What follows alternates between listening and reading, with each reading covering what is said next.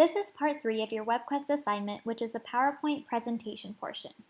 This presentation will be a short video tutorial on how to make your PowerPoint presentation, what the slides should include, what your slides should look like, the order of your slides, and other helpful details you may need. First, let's go over what needs to be included in your presentation. Your PowerPoint presentation should be a minimum of 7 slides. You can go above this and most likely will, but your presentation cannot be less than 7 slides. Your slides should include the following information: 3 causes of heart disease, 4 risk factors for heart disease, 5 ways to prevent heart disease, the specific preventative measure you chose to research further about, how and why the specific preventative measure will help reduce risk of heart disease, how to include this preventative measure into your daily life, how Rose can change her daily routine to reduce her risk for developing heart disease, and lastly, you will add a reference page citing the resources you use to find your information. Make sure while you're doing your presentation, you're adding pictures, colors, different fonts, graphics, anything to make your slides look visually appealing.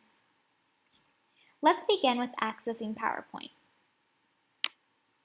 On your computer, tablet, or laptop screen, there should be an icon that looks similar to this one, shown below.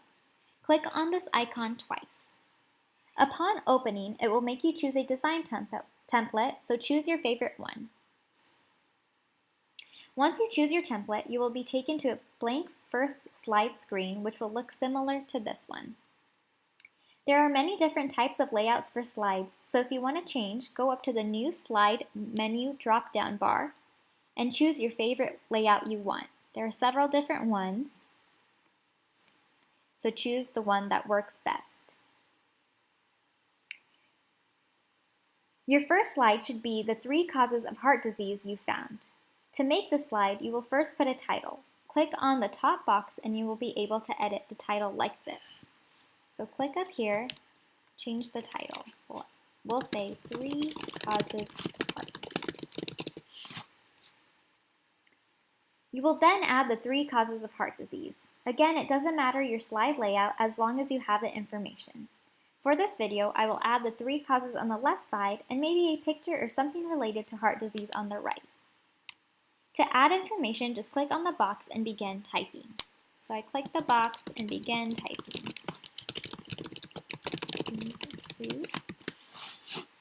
So here I will list my 3 causes, and to the right, I can add a picture. The easiest way to add a picture is to go on the internet, find a picture, and copy and paste it to your PowerPoint. Make sure you cite the picture source at the end of your presentation. This is how it can be done.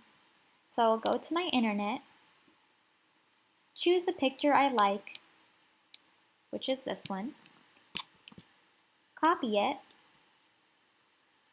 go back to my PowerPoint presentation, and paste. Your finished slide should look something like this. I have my 3 causes of heart disease to the left and a picture to the right.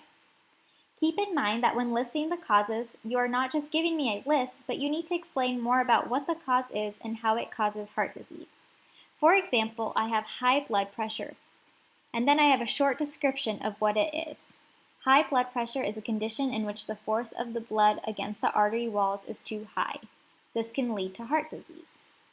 Be sure to do this for each cause given.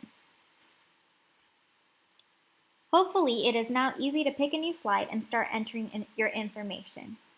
Your second slide should be the risk factors for heart disease. So I have a new slide layout. Again, you can choose from the new slide drop-down bar. Again, I'm going to add my title, which will be risk factors for heart disease. And then I'm going to add my information, a picture, or whatever else I want to make my slide look good. So here is my text. I can add risk factors for heart disease and then begin listing them out. This is what my second slide will look like. So I have my risk factors to the left and a picture to the right. Again, be sure to add short descriptions next to each risk factor. Do not just give me the factor, but tell me more about it. For example, I wrote diabetes as a risk factor, and then I wrote what it is. It's high sugar levels that have to be controlled. Diabetes can lead to heart disease. Be sure you're doing this for every risk factor given. The next slide will be how to prevent heart disease. Again, I chose 5 ways to prevent heart disease and listed them to the left and chose a picture for the right. This does not have to be how yours looks like, but is something similar will be good. Again, be sure to add short descriptions next to each measure listed.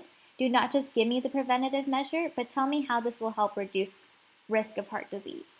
For example, I wrote minimize sweets as one of my preventative measures.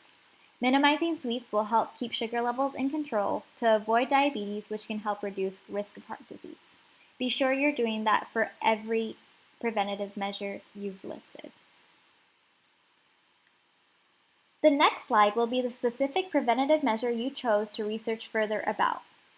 This will be one of the ways you found to prevent heart disease. You will choose one of those ways to study more on. For my example, I used eating healthy.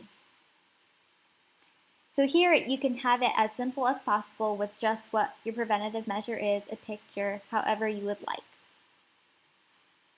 The next slide will be the specific preventative measure you chose to research further about. The slide after should be how and why the specific preventative measure will help reduce risk of heart disease. This slide should tell me why your preventative measure will help lower my risk for getting cardiovascular disease. Be specific and give me more than one reason. So here I wrote, eating healthy will help reduce risk of developing heart disease because it will ensure a well-balanced diet, it will keep my cholesterol levels controlled, it will reduce buildup of fat and plaque in the heart arteries, and so on. Do this for your preventative measure. The next slide will be how to include this preventative measure into your daily life. This slide will tell me how you can use the preventative measure you studied more about in your everyday life. For my example, I can incorporate eating healthy every day by eating healthy and nutritious foods that are low in fat and salt to help make sure I'm getting a heart-healthy diet, by eating fruits and vegetables instead of junk food like potato chips and candy, looking up healthy heart recipes, and so on. Give me examples of how I can prevent heart disease by using the preventative measure in my daily life. Our last slide will be about Rose. How can Rose change her daily routine to reduce her risk for developing heart disease by adding the preventative measure we chose in her life? Let's review Rose.